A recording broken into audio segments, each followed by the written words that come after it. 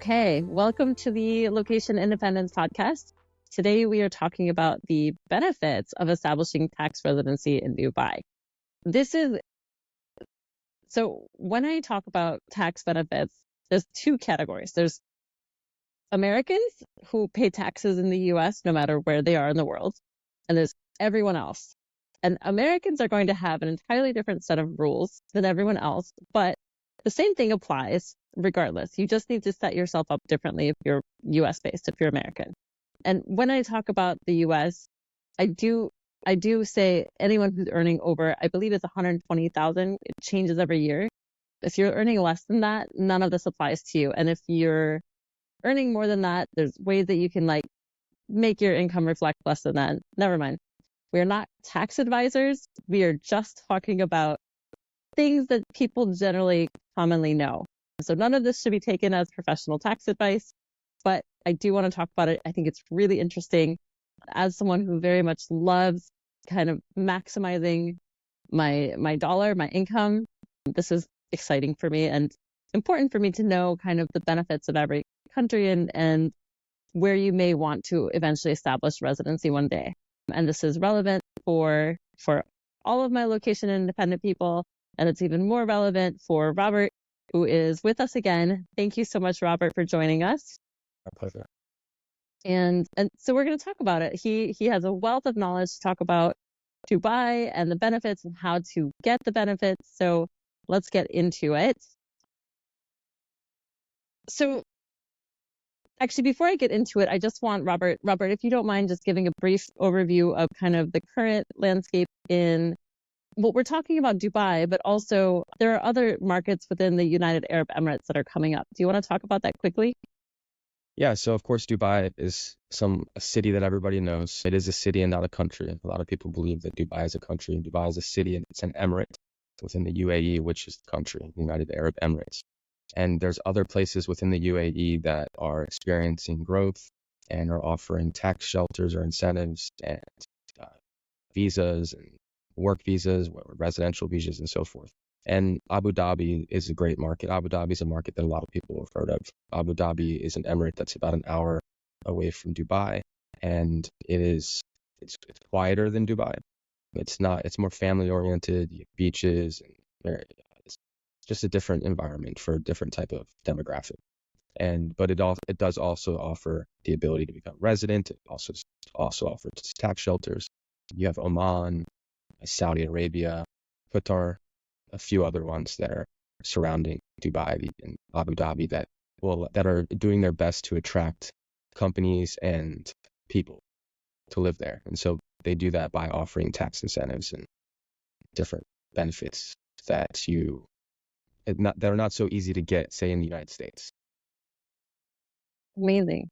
Yeah, so let's talk about tax benefits. So Dubai has as some of you know, most of you may know, maybe I'm wrong in this assumption, Dubai has a 0% personal income tax rate. Is that correct, Robert? Correct. Okay. No capital gains tax and no income tax. Yeah, amazing. So every investment you make in Dubai, you don't pay tax on. This can be real estate, which is what Robert specializes in. And mostly it's what I specialize in as well. But it could be anything. You can open and sell a business, I believe. Don't quote me on that, but no capital gains tax.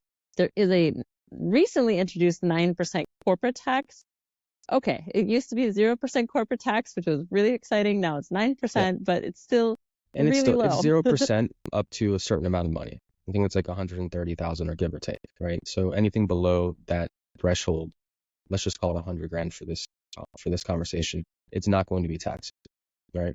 So, but over a certain threshold that the government has set, then you're going to pay the 9% corporate tax, which beats the 30% plus corporate tax that you pay in the United States and in other countries as well. So that's what a lot of our clients are doing. So I have clients from the UK that are coming and they're purchasing a residence in Dubai and they're qualifying for the 10-year golden visa. And that's allowing them to come over, set up their residency as well as their company. So they're selling a company in the UK and to shelter themselves from the exorbitant taxes that the UK wields upon their residents. They're now established a residency in the UAE, and by doing so, they'll be able to shelter themselves from the taxes that they would normally be charged if they were continuing to be a resident of the EU. Okay. That's amazing. Actually, I didn't know that. So I thought, Yeah. cool. So Whether it's personal income or if you're trying to reduce your company income tax, then moving it to Dubai is probably one of the best options that you have because of the market and how safe it is, and because of the fact that over 85% of Fortune 500 companies have established a global headquarters in Dubai. So it gives you confidence in that market based on that. cool. So can I ask, do you know anything in the history of the Emirates where people have established businesses and those businesses have been taken by the government, or like their business was unsafe in any way? No, I don't recall a situation like that. There used to be a day in Dubai back when I first started doing business there where there was freehold zones, but they weren't as, prevalent as they are now. And you would have to partner with the Emirati. So the Emirati would have to own 50% or 51%, I forget what that number was, but they'd have to own at least 50% of your business for you to have business in the UAE or in Dubai. But that's gone now. Let's go. Yeah. Now you Amazing. can Yeah. open up and own your business 100%. And I mean, Sheikh Mohammed, that was a great move by the government and Sheikh Mohammed, because, by doing that, you were limiting the growth that you could experience, that they wanted to experience and that the businesses would experience if they opened up in Dubai. So it was a great move on Dubai's part. I think I want to say I've been to certain parts of like Austria. Maybe I'm wrong in this, but there's definitely other countries that still kind of hold that. And this is again why, like, I feel like there's so many forward-thinking countries in the world, and the Emirates are like one of those where they're just like, you look at them and you look at everything that they're doing and you know that they're going to be ahead of the pack in the next. Exactly. Like I've said it before, Dubai is the true modern world. There's many different countries in the world that have tried to entice people to move there by offering tax incentives, by offering visas. But I believe that, that was just a tactic to get more citizenship and, produce more taxes in some form, whatever those taxes might be if they're not charging income tax. But very few of those countries also have the infrastructure to support the growth via offering those type of tax shelters or visa benefits. And so that's one reason that I love Dubai, is because not only do they offer all of that, but they have the infrastructure to withhold the population growth. And they have the financial and the business structure that is enticing enough to global companies to come do business there. So that's a rare combination that you don't get from other countries. Like, say, Cyprus. Cyprus had a visa program that they were offering for a while. Maybe they still do. I haven't looked into it. But Cyprus is not growing like Dubai. It doesn't have the infrastructure like Dubai. So if Cyprus was able to attract a large group of people based on that offering, their infrastructure is not necessarily set up for that, nor do businesses want to go open up in Cyprus. Most businesses that are legitimate. Yeah. Yeah. I helped someone in the process of setting up their business in Cyprus, and I have to say, I'm sure they have really good reasons for being at the top of people's list, but I was appalled. Like, it was we had to fly there to sign bank paperwork. We had to fly there for a meeting with the bank, and then we had to fly there again to sign paperwork, which is literally the worst nightmare for anyone in today's in the modern age. Like, why should I have to fly somewhere to sign paperwork? Like, we can do everything on video now, so why? Yeah. Although Dubai does have a presence requirement in the country, and we'll get into that in a little bit. So yeah, definitely. So okay, let's talk about some of the criteria. So as I understand it, I was doing a little research before the call, and as I understand it, there are three main ways to achieve residency in the Emirates. And I'm going to say Dubai, but when I reference Dubai, I do mean the Emirates. It's just Dubai is like, more people know Dubai than anywhere else. They branded better. It's famous among digital nomads, among my friends.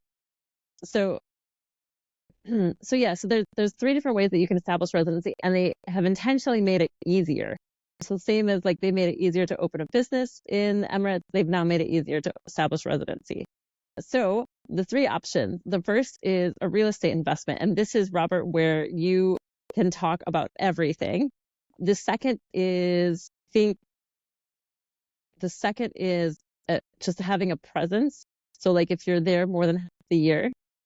And the third is a hybrid of the two, if I'm correct, where you are able to still, you're not necessarily there, but you're able to prove that you live there by having real estate and other assets in the Emirates, real estate or an apartment at least. Yeah, and so the 10-year visa is what you're going to acquire through real estate if you spend over 545 or $50,000 USD, right? And that 10-year visa is going to allow you to leave and come back at your convenience. Whereas some visas require you to stay a certain amount of time, this one just requires that you come back at least once before the visa's, not in play anymore. And this is the golden visa, right? Where This you is the make golden it. visa, Okay. exactly. And so, and it gives you the ability to bring your family and then also the maid and the driver. So you'll be able to sponsor them as well. And so that's the best way to do it. And then that allows you to open up a business and a bank account in Dubai. There's other ways to do it without buying real estate. This is an easier way to establish residence and then, of course, open up a business. Establishing a business bank account in Dubai is very difficult. It can take 6 to 12 months to open the bank account and sometimes longer, or you're not even approved for a bank account. It doesn't matter what type of banking relations that you have in your home country. Say in the States, I bank with several banks that are in Dubai, and I have great relationships with them and hold money there, but that doesn't make a difference in Dubai. So it's definitely a little bit more difficult. And they do this because there's a lot of different foreigners coming into the Dubai market, and some of it's legal and some of it's not legal. So they do their best, and hence why they were just taken off the gray list. They do their best to safeguard, the people investing in Dubai and ensuring that it's not fraudulent or money laundering. Right. Is there, now we talk about the visa, having the visa and the ability to come and go, but that's different from having tax residency, like personal tax residency in Dubai. Yeah, it is. Correct? So you get, anytime you become a resident of Dubai, you're benefiting from the tax benefits. So zero income, zero capital gains tax, right? But the certain visas require your presence more than others, right? That's why the golden visa is the best, right? Because it limits the amount of Got it. time that you have to spend in Dubai. They're giving you the visa because you purchased real estate. Yes, you have to show up and be there, but you're not having to show up every 6 months. Like some visas require that you come back into the country every 6 months. You can come back in for an hour in the airport and then leave once you've gone through customs, but you have to go through customs and then, so. I had that. I had a German visa for 3 years. And yeah, I had to like every 6 months, I had to like plan a stop through Germany just to make sure that my visa stayed valid. And it was, when I got the visa, I didn't expect that I was going to be traveling as frequently as I did. And it was really a It's pain taxing. because I would like, I would be like in Asia, like I would be in Tokyo flying to the US. There's a direct flight, but I would have to come all the way back Yeah. around to Germany, stop in Germany first, and fly To on get to your the visa US, like renewed. Yeah. doubling my travel time, tripling sometimes my travel time. And it was a pain because I wanted to make sure that I kept that visa for a number of reasons. But yeah. So other ways to establish tax residency, and please correct me if I'm wrong from what you know. Again, we're not attorneys, we're not like residency attorneys or visa attorneys, we're not tax advisors, but from the research that I did online, I understand that the other ways are, one, you have to prove that your financial center of life is in the Emirates. And this is, you have an apartment, you have economic activities, social activities, you're volunteering, you're involved in clubs, you have, friends. If someone were to visit your house, although I doubt they're visiting your house, they would see like a full house. It doesn't look like an Airbnb. Yes. The second is you have to be there for 90 days over a 12-month period and be a resident. And do you know a little bit about that? Because that's a little bit confusing for me. So I'm not too familiar on that aspect, just because, I go through the golden visa and owning a business. I don't have a golden visa myself, but I have an Emirates ID from owning a business in UAE. So, and that's a different way to go there, right? I've got my Emirates ID and my visa. I don't have a golden visa, but it's for business, right? And I travel to Dubai every 2 or 3 months. So it's very easy for me to maintain a visa and residency because I'm going in and out, right? So the 10-year visa would be nice, but I love Dubai and my residence is in Dubai as well. So I have no reason to try to I don't want to leave and come back. I like to stay there if I could. But you have But kids. yeah, They might yeah, be a little exactly. upset. I got yeah. So It's um, fine. but I would say that there are that is most I've heard of that way. I'm just not too familiar on the exact limitations or guidelines, so I don't want to speak on that because I don't know it all. But that's the joy of working with Michelle and I, is that we do have a team of professionals that are well versed in all of these verticals and help our clients when we don't know the answer. Yeah, definitely. The last one, and this is more traditional, is you're there for at least 163 days every year. This is like, for me, this is never going to happen. I don't want to have to be stuck somewhere for 163 days. It's a life sentence.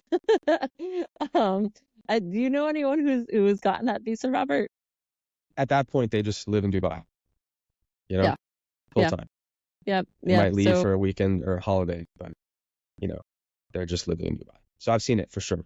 And that's what happens. The expats, they come into town, they love it, they don't want to leave, they stay, and then now they're a resident because they've stayed long enough. So yes, and I've met a lot of people who live in Dubai who bought real estate in Dubai thinking they would go there to visit. And every time I try and catch them anywhere else in the world, they're like, "Oh, I'm going back to Dubai. Like, I want to be back in Dubai. I miss Dubai." So yeah, definitely, it's a place. It's an amazing place it is. if your life allows you to be there. Regardless of the summer, yeah, it gets really hot in the summer. It's getting hot everywhere. Yeah, it gets hotter in Dubai. But that's what I love about the UAE, regardless if it's Dubai, Abu Dhabi, all these places, they have beautiful malls, they have beautiful indoor spaces. Everything is air conditioned. They have walkways that are air conditioned. You know, they've done an amazing job of mitigating the heat, and that is why you see people still going there when it's 110 degrees Fahrenheit, right? Yeah. And it speaks volumes. And but a lot of the residents there, they take holiday in Europe during the summer, and then they live full time in Dubai. Winter in Dubai is one of the most beautiful weather environments that you could probably ever experience, with all the factors around, right? You don't have to go down to the Caribbean and get that blue water and that sand and get that breeze. It's like it's an amazing. I just suggest go to Dubai during the winter. You won't be mad at yourself for doing that, because the weather is phenomenal. And that's another thing that attracts people is like I don't even get that type of weather in Florida or Laguna Beach. Like in Miami or Laguna Beach, like very you can get that type of weather a few times a year and that's it. The whole winter in Dubai is like that. So Yeah. And if you're like me, I love summer. Although it is really hot, I think I was the only person who was walking outside. Maybe I saw two other people in the dead yeah, of summer. it's a it's a ghost town during the day Yeah, and and it is. But I want to say like the whole Middle East kind of comes alive after at 10 p.m. nighttime. Yes, Yeah, yes. it's just like if you live in a hot climate, you're alive at, you're having dinner at 10, you're out with friends, and it's, people do this. They sleep shorter hours, they take a nap midday, kind of like the Spanish lifestyle that we know. The Spaniards, they're famous for it, but they're doing this all through the Middle East. And it's So fun, okay, it's vibrant. So yeah. Okay, so you're looking to buy real estate so that you can get this golden visa. What is the minimum you need to spend? it's 545,000 USD. Okay, it's a lot for some people. If It is. Now you, they have a lesser visa where you can spend like 200 and some thousand dollars. okay, and what does Um, that visa get you? so it's not 10 years. I want to say it's half the time. You know, it's of course it's not going to offer all the same benefits as a 10-year visa, but it's like a dumbed down version of the 10-year visa. So it'll shorten your amount of time. It'll probably take away some of the benefits that you may not be able to qualify as many people or Mhm. that's sponsored, but it is achievable at a lesser price point. The one thing I'll say though, with the 545 number, is that Dubai used to make it so that the property was completed in order for you to achieve that visa. Now you can just purchase the property and make payment plans with the developer, and you can qualify for that visa before the building is complete. So yes, it does cost $545,000, but it's broken up over the next 4 or 5 years based on the timeline of the development. Okay, amazing. Yeah. And so let's go back to achieve. So if you have 545 and you're looking for a golden visa, this is it. But if you have only 200 and you can buy that 200,000, it's not a lost cause. If you still want to make sure that you have it, I think we've seen time and again, especially if you buy these off plan or properties that aren't built, you can then you can then buy the property. If it's finished in 2 years, you sell the property in 2 years. Typically, you achieve, I want to say, a 30% revenue on when you flip it. Am I in the right ballpark there? Average is 18 to 20%. There are Okay. pockets where you can see 30 to 50 or 80%. I've seen people make 85% plus on their investment. Depending on how early you get in, you can make 100%, but it has to be the right location with the right developer, because if it's not, you can see 4 or 5 or 10%. So it's very important that you choose the right location developer in order to achieve the highest return on investment. And this is where Cityomi and Pocket Listing were offering free consultations. So if you want to buy something that you can rent on a short term and have recurring revenue monthly, an annual ROI, you're going to come to me. I'm going to help you pick the right property. If you want to buy something that you can flip, Robert and his team, they're amazing. They can help you under all circumstances. I'm sending you to Robert eventually. But if you're wanting to do something that you have kind of this recurring revenue, we're going to probably have that conversation first, or the other way around. Anyway, so current market trends. Now, this is the one thing about Dubai that gets me every time. Literally, we do this podcast every 2 weeks, or I'm with you every 2 weeks, and every 2 weeks something has changed. There's a new building. So, what are the current trends that you're seeing in Dubai right now? In Dubai, and I want to talk about RAC, because RAC is a conversation piece. I think we talked about it a little bit on another podcast, but what does RAC stand for, first of all? Ras Al Khaimah. If Yeah. you do not like Dubai because it's built up, it's all high rises, it's all young and beautiful, RAC may be the place for you. RAC is more family friendly. It's on what is it, the Gulf? It's on the same water, yeah, the Gulf as Dubai, but it's further, it's down from Dubai. It's about an hour away, give or take. It's very European. A lot of Europeans live in Iraq. That's one thing that I've noticed. When you go to Iraq, I'm not seeing as many Arabs, Indians, and Pakistanis. I'm seeing more Brazilians and Europeans. So it's a really cool pocket in the UAE that has a great vibe, and it's a beach vibe because you're on the water. It's very cool, and it's very under it's undersaturated, and it's ready for investment and growth because of the Wynn Casino that will be probably opening up in 2027. Okay. Yeah. And so if you want to know more about that, drop us a note and we'll tell you everything that we know that's happening there.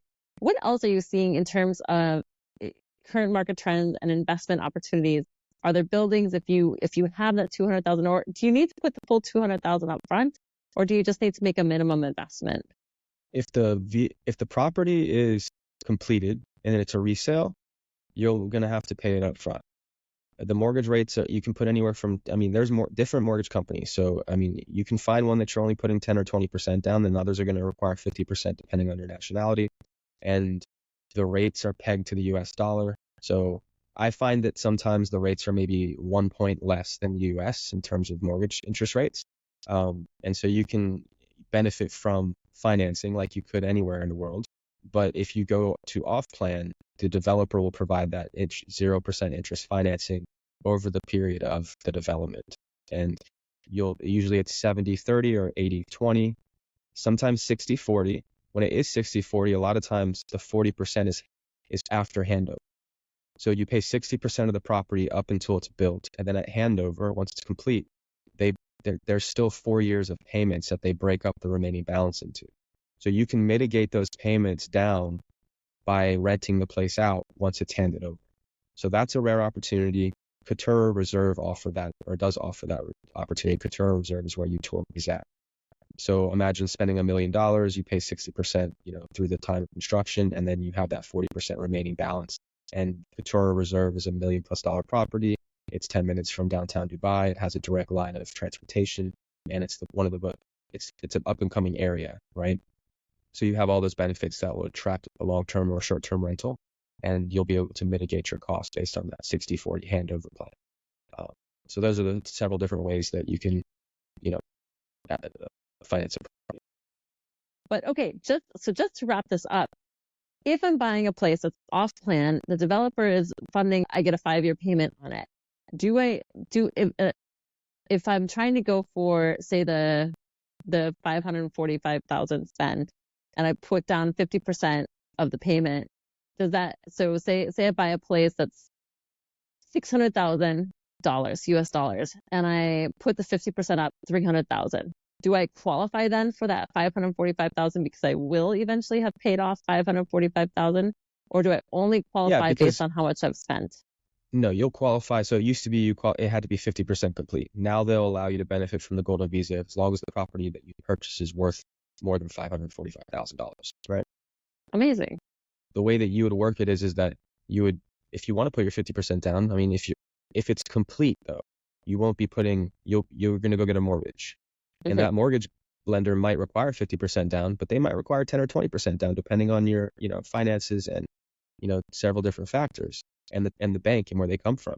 So at that point, regardless of what you put down, you'll start making payments on the rest of it if you move in. But if it's not built, you'll put 24% down, and then you'll make quarterly payments for 4 or 5%. Every payment plan is different. We'll just use this one. It's pretty normal. So 4 to 5% quarterly payments up until 70 or 80% of the property is paid off, and then it'll be handed over, which you'll pay the remaining. Okay. Amazing. So you don't need 545,000 up front. You need much less, and we can help you find those 24%, properties. and then and then a lot of times, like I said, we're bringing client and we're putting them into an off-plan property. They're getting the best price. It's in a sold-out building, and what that means is that there's other people that are lined up to purchase in that building. And so by holding that plan or that contract for say 18 to 24 months, it's not the full period of time, and you've only paid off about 60 or so percent of the property, and then you can sell that contract. Now, I don't suggest buying that property unless you have all the money to pay for it over the extended period of time, but I do suggest that you increase the probability of success and reduce the amount of money that you have to spend to achieve the success by trying to flip your contract in that time frame, because you will see a 10+% capital appreciation on that, and sometimes even higher. But usually 10 to 20% is what you're going to see for holding it for only 18 months. But if you have to choose the right developer and right location, as you'll hear me say over and over again, because if you do it the wrong way, 18 months will come and your contract will either not sell or it'll be worth less than you paid for. And that Has that happened a lot? yes, it happens. So you have to be very cognitive of who you're doing business with. And that's why I'm thankful to partner with you.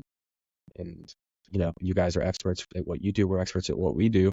And by combining our forces, we're mitigating the risk. Not completely, because no one can mitigate a risk 100% in an investment environment, but we are mitigating the risk more than most opportunities because of how we've established our strategies.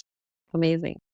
Robert, do you have any stories that you can share with us of people who have completed the golden visa? Yeah, so one of my clients, James and his son, they came in together to buy a unit, and they both spent over $545,000 combined. So they both are being able to get the visa for themselves and their family. They are doing this for the purpose of tax shelter and, of course, to have a vacation home. But the main purpose for this purchase was tax shelter. These clients don't care if they ever make any money on that property, and the reason is they've saved so much money in taxes. This was just the cost of doing business in order to mitigate that tax that they were going to pay. And so there are clients who literally make so much money sheltering themselves from taxes that they don't care if the property ever makes a dollar or not, because it paid for itself in the form of tax shelter. Yeah, and that's an easy calculation to make, right? If you're living in a country or say you're a digital nomad and your tax residency is Germany, but you haven't been back to Germany in like 3 years. 52%, depending on your tax bracket, up to 52% of your income every year is being paid to Germany, even though you're not there. So why not move your tax residency to a place like Dubai that has no personal income tax? So say you make 120,000 USD, or let's just say 100,000 USD to make it simple.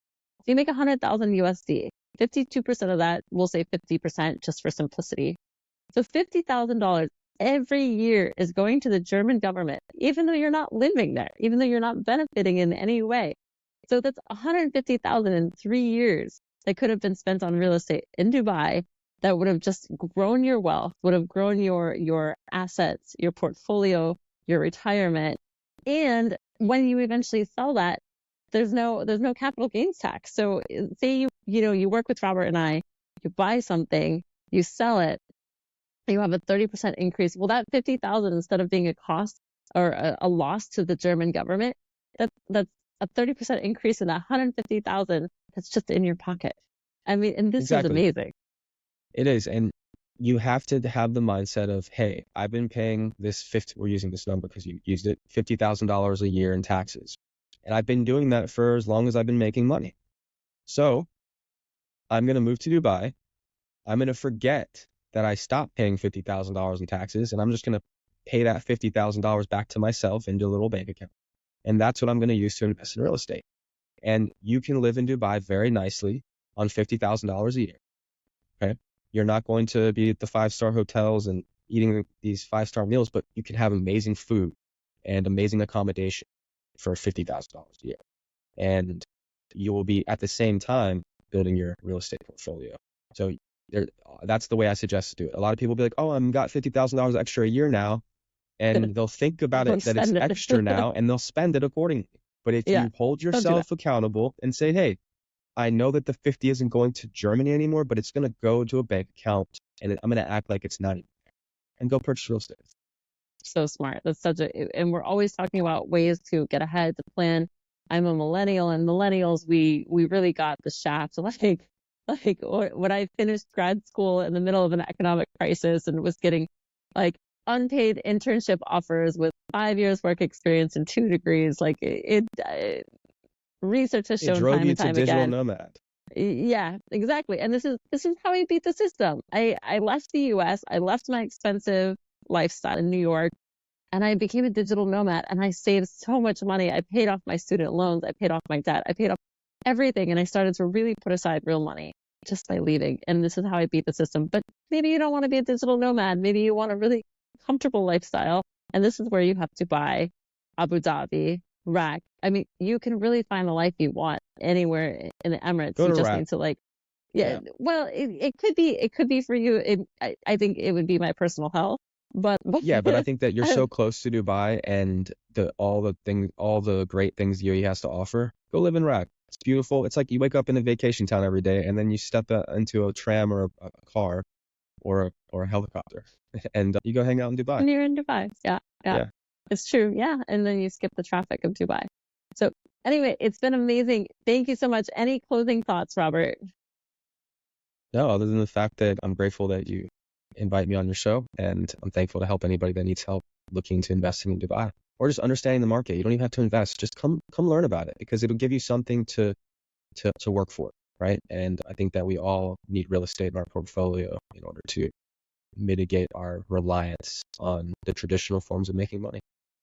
Yeah, and I think a few airlines were offering like hotels if you stop over Emirates. So if you fly with Emirates, if you're going somewhere and you're passing over Dubai, take a stop. We can schedule tons of stuff for you to do there. Not just looking at real estate, we can help you have a really nice time for a couple of days. My favorite is going to the desert, and they have this like dance show, which is like so touristy, but listen, I traveled full time for 6 years, and even I loved it. So like it's amazing. So thank you. Reach out to us if you have questions, if you want help planning a trip there, if you want to look at real estate, if you have tax questions, like real tax questions, we'll put you in touch with either our tax advisor or one of our attorneys who can better answer in a appropriate way. But thank you. Until next time.